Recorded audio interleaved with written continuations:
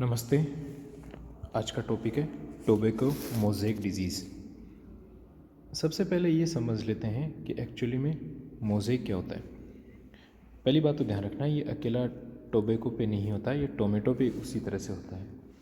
और mosaic pattern सबसे important यहाँ जो समझने वाला चीज़ है, जैसा कि आप जानते होंगे, ये मान लो आपका एक लीव्स है, ये आपका लीफ है, ये आपका मेन वेन है और ये इसकी वेनलेट्स हैं। और इसका पूरा पार्ट क्या होता है, ग्रीन कलर का होता है। बट यहाँ पर क्या रहेगा, जो आपका वेन से एसोसिएटेड पार्ट्स हैं, ये तो क्या हो जाएगा, डार्क कलर का हो जाएगा। वेन से अब ये इस तरह से भी वेन्स निकली रहेंगी, तो ये पार्ट तो आपका क्या रहेगा, डार्क ग्रीन कलर का हो जाएगा। और धीरे धीरे ये ध्यान रखना, ये जो पैचेस हैं ये कोर की भी होते जाएंगे, जिनको नेक्रोटिक स्पॉट बोलते हैं। ठीक है, तो ये डार्क ग्रीन कलर के हो जाएंगे। अब ये ध्यान रखना, होंगे कौन से, जो वेन से एसोसिएटेड पार्ट हैं, ध्यान रखना वही क्या होंगे, जो वेन से इस वेन से एसोसिएटेड पार्ट हैं यही क्या होंगे, डार्क ग्रीन कलर के होंगे। और ये जो डार्क ग्रीन धीरे कैसे हो जाएगा, नेक्रोटिक स्पॉट में बदल जाएगा। नेक्रोटिक स्पॉट क्या होता है, अब प्लांट्स को उठा के देखना, लीव्स इवन सरफेस की होती है, बट कुछ इस जगह क्या होगा, लीव्स है ना अगर मोटी होके हार्ड हो जाती है, डेड टाइप का टिश्यू हो जाता है, उसको नेक्रोटिक स्पॉट कहा जाता है। वो लेटर ऑन स्टेज है। इनिशियली तो डार्क ग्रीन कलर के होंगे, वेन से इस वेन से इस वेन से इस वेन से associated parts, but later on जब डार्क डिजीज़ बहुत ज़्यादा सीवियर हो जाती है, तब ये क्या हो जाएंगे, नेक्रोटिक स्पॉट में कन्वर्ट हो जाएंगे। अब दूसरी चीज़, वेन के अलावा जो रिमेनिंग पार्ट है ये कैसा हो जाएगा, आपका लाइट पेल कलर का, लाइट आपका येलो कलर का हो जाएगा। तो ये आप देख रहे होंगे कि चितकबरा अलग हो गया, अलग बीच के अंदर आप ग्रीन फिर येलो फिर ग्रीन फिर येलो, ये जो ये पैटर्न क्या कहलाता है, मोज़ेक पैटर्न कहलाता है। ध्यान रखना, यही इस डिजीज़ का मेन कैरेक्टर है कि किसी भी पर्टिकुलर प्लांट के जो वेन से एसोसिएटेड पार्ट है वो क्या हो जाता है, डार्क ग्रीन कलर का होता है, और उसके अलावा जो रिमेनिंग पार्ट है वो कैसा हो जाता है, आपका येलो कलर का हो जाता है। और यही दोनों मिलके जो आपका ग्रीन प्लस येलो कलर का जो पैटर्न है मिलके ये क्या बन जाता है, मोज़ेक पैटर्न बन जाता है। और यही इस पर्टिकुलर डिजीज़ का कैरेक्टर है। अब सबसे पहले इम्पोर्टेंट, ये डिजीज़ क्या है, ऑल ओवर द वर्ल्ड पाई जाती है। ध्यान रखना, ये सबसे इसका ज़रूरी नहीं है कि इस पर्टिकुलर आपके टोबैको या टोमेटो पे ही पाई जाती है, इसके अलावा भी बहुत सारी इसकी पर्टिकुलर प्लांट्स की वैरायटीज़ हैं जिस पे क्या होती है, ये डिजीज़ बहुत वाइड स्प्रेड है। और इनिशियली जो अब इसके सिम्टम्स हैं, सिम्टम्स में जो सबसे प्राइमरी सिम्टम्स आएंगे, light discoloration along the vein of the youngest leaves. जो आपकी प्लांट की जो यंगेस्ट लीव्स होंगी, जो सबसे आपकी प्लांट की जो नई लीव बननी होंगी, उनकी जो वेन्स होंगी, वेन के पास में क्या होगा, लाइट डिसकलरेशन होगा, मतलब लाइट उनका कलर का वेरिएशन आएगा। Soon the develops a character light and dark green pattern, the dark green usually being associated with the veins. जो अपन ने भी बात की थी कि जो डार्क कलर होगा वो किससे एसोसिएट होगा, वेन से एसोसिएट होगा। This typically mosaic symptom is sometimes accompanied by the blistered appearance of the leaves due to more rapid growth of dark green tissue. अब भी एक चीज़ यहाँ समझने वाली चीज़ है, अभी अपन डायग्राम से समझ लेते ज़्यादा अच्छा रहता, कि आपका ये मान लो आपका ये लीफ है, ये आपकी वेन्स हैं,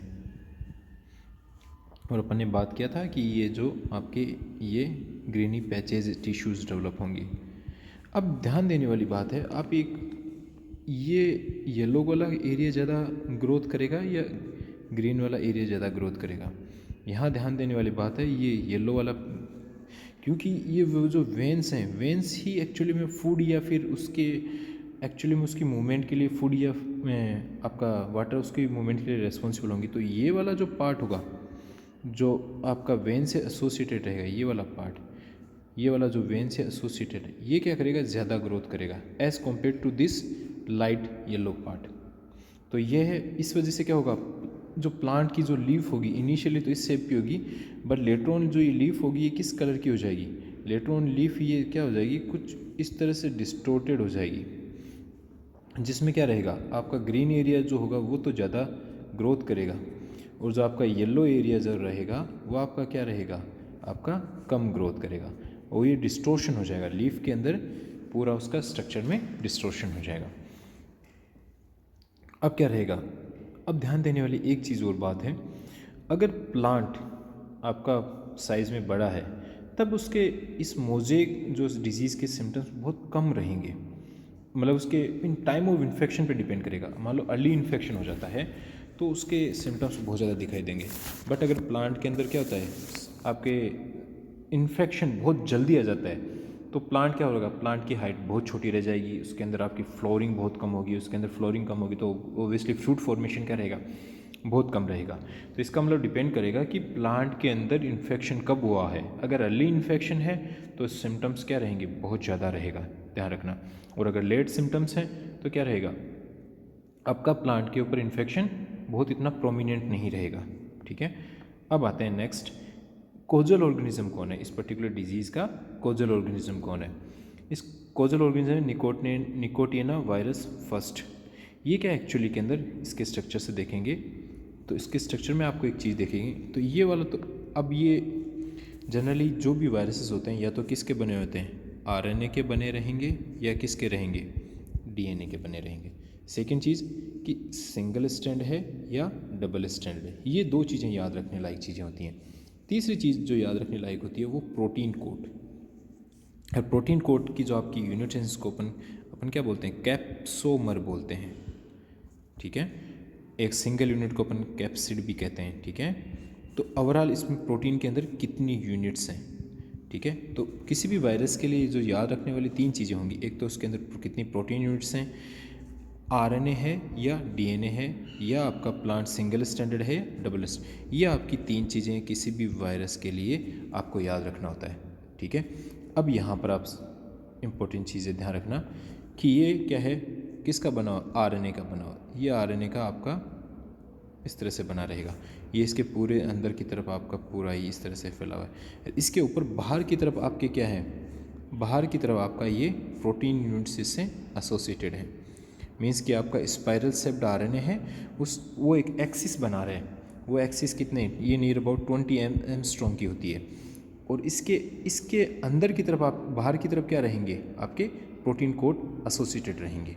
ये इसका एक बेसिक स्ट्रक्चर है जो आपको याद रखना है। जस्ट लाइक ये रहा आपका अंदर वाला, तो क्या रहे, आपका आरएनए पार्टिकल है, और अंदर बाहर क्या है, आपके इसके प्रोटीन यूनिट्स एसोसिएटेड है। और जो आरएनए है, ये जो आपका आरएनए है ये कैसा है, सिंगल स्टैंडर्ड है। मीन्स कि क्या रहेगा, जब ये आपका वापस से सिंथेसिस करेगा तो सबसे पहले तो क्या बनाएगा, डबल स्टैंडर्ड आरएनए बनाएगा, और डबल स्टैंडर्ड आरएनए फिर सेपरेट आउट होगा और क्या बनेंगे, फिर आपका अलग से आपका अलग नए वायरस पार्टिकल का फॉर्मेशन करेगा। तो इसके अंदर आरएनए कैसा है, सिंगल स्टैंडर्ड एसएस आरएनए, ध्यान रखना इस पर्टिकुलर वायरस के अंदर, ये बहुत इंपॉर्टेंट चीज़ है। अब आगे आते हैं, इसमें दो चीज़ें आपको और याद रखनी है कि एक्चुअली में कितनी 2130, ये पॉइंट गलत लगा हुआ है, इसमें 2130 आइडेंटिकल प्रोटीन सब यूनिट्स, अभी अपन ने बात की थी ना कि क्या क्या याद रखना होता है, तो 2130 इसमें प्रोटीन सब यूनिट्स का ये मिलके बना होता है। अब एक जो पर्टिकुलर सब यूनिट है वो कितने अमीनो एसिड्स का बना होता है, 158 अमीनो एसिड्स का मिलके बना हुआ होता है। ठीक है, तो यहाँ बेसिक अपन ने याद रखना है कि एक तो सिंगल स्टैंडर्ड आरएनए है, ठीक है, 2130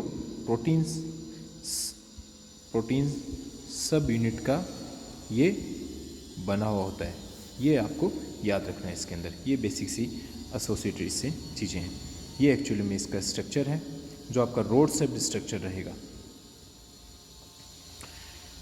अब क्या होता है, अब नेक्स्ट पार्ट आता है कि जो एक्चुअली में आप याद भी कर सकते हैं, बेहतर रहेगा कि इनिशियली आप जानते हैं कि आपका जो वायरस है उसके ऊपर क्या है, सिर्फ एक क्या है, एक सिंगल स्टैंडर्ड आरएनए है।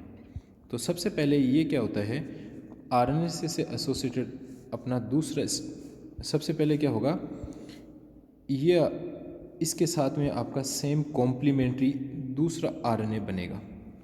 तो ये किस तरह का बन गया, डबल स्टैंडर्ड आरएनए बन गया। ठीक है। इसको अपन दूसरे वाले जो इसको अपन कॉम्प्लीमेंट्री आरएनए कहेंगे, कॉम्प्लीमेंट्री आरएनए कहेंगे, ठीक है। लेटर ऑन जब ये दोनों यूनिट सेपरेट आउट होंगी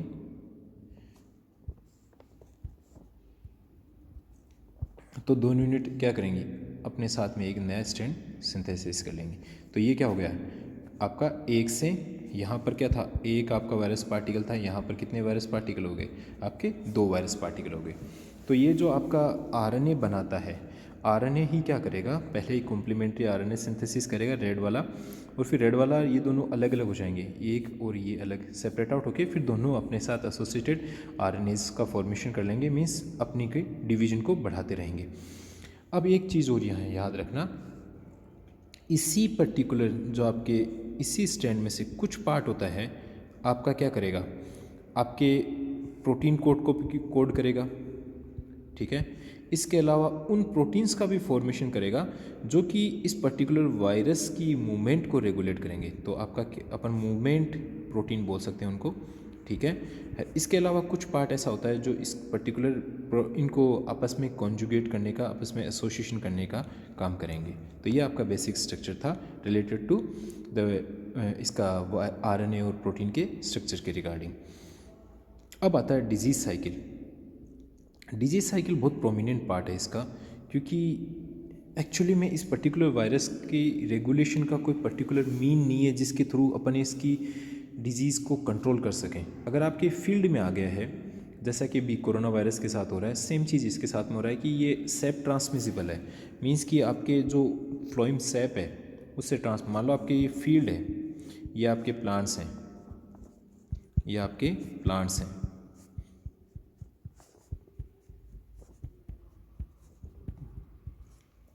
इसी फील्ड में क्या एक प्लांट आपका इन्फेक्टेड प्लांट है।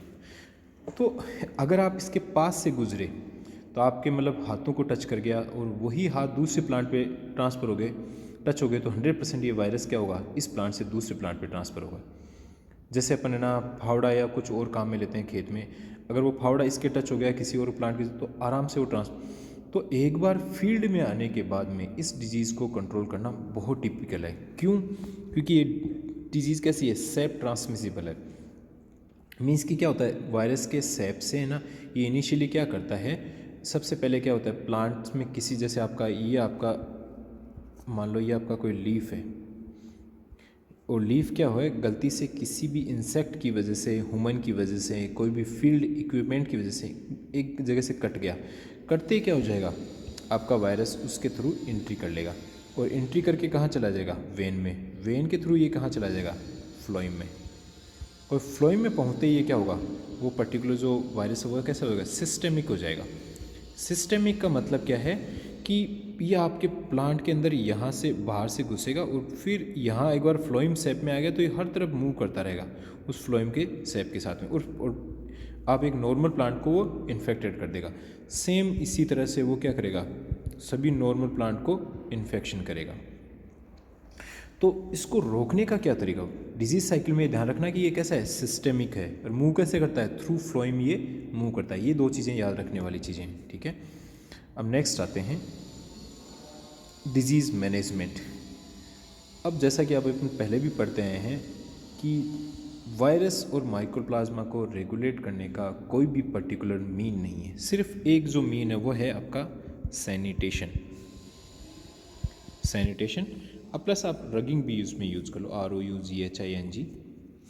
सैनिटेशन का मतलब तो ये है कि एक्चुअली में जो भी फील्ड में मूव कर रहा है, चाहे ह्यूमन हो, चाहे कोई जानवर हो, चाहे कोई फील्ड इक्विपमेंट हो, वो पर्टिकुलरली सैनिटाइज्ड होना चाहिए। प्लस किसी भी इन्फेक्टेड प्लांट को अपन अगर टच कर रहे हैं, उसके बाद नॉर्मल प्लांट को टच कर रहे हैं, तो उससे पहले आपका जो भी आपने पार्ट टच किया उसका सैनिटाइजेशन होना चाहिए।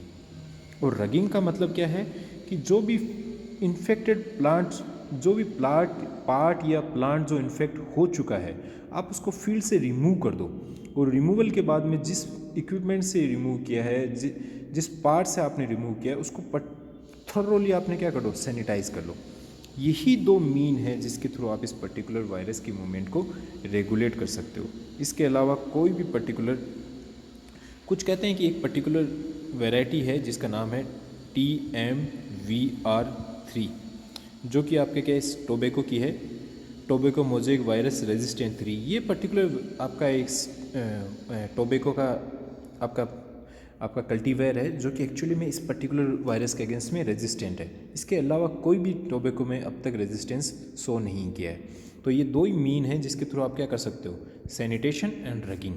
इसके अलावा क्या है, आपका फील्ड का प्रॉपर सैनिटाइजेशन हो बिफोर आपका ना, आप जैसे क्योंकि सीड ट्रांसमिसिबल नहीं है, सीड ट्रांसमिसिबल नहीं है तो ओब्वियसली क्या होगा, जब आप फील्ड को आप टोबैको लगाना चालू कर रहे हो तब क्या कर सकते हो, आप इसको फील्ड को अच्छे से आप सैनिटाइज कर सकते हो। प्लस कुछ लोगों ने कहा है, एक इम्पोर्टेंट जो चीज़ है कि हेयर एंड लुकास ने 1959 में बताया था कि जब आप ये आपको मान लो फील्ड है, इसके अंदर आप ये प्लांट लेट छोटे छोटे प्लांट्स लगा रहे हो टोबैको, तो जब दूसरी जगह से मूव करके यहाँ लगा रहे हो तब आप क्या कर लो, एक है ना कोई भी यूटेंसिल लेके, बर्तन लेके उसके अंदर क्या कर लो, मिल्क ले लो, और मिल्क के अंदर दूसरी जगह से जहाँ आपके प्लांट लेट साथ में लगे हुए हैं यहाँ से पहले मिल्क में डुबो और फिर उनको फील्ड पे लगा दो।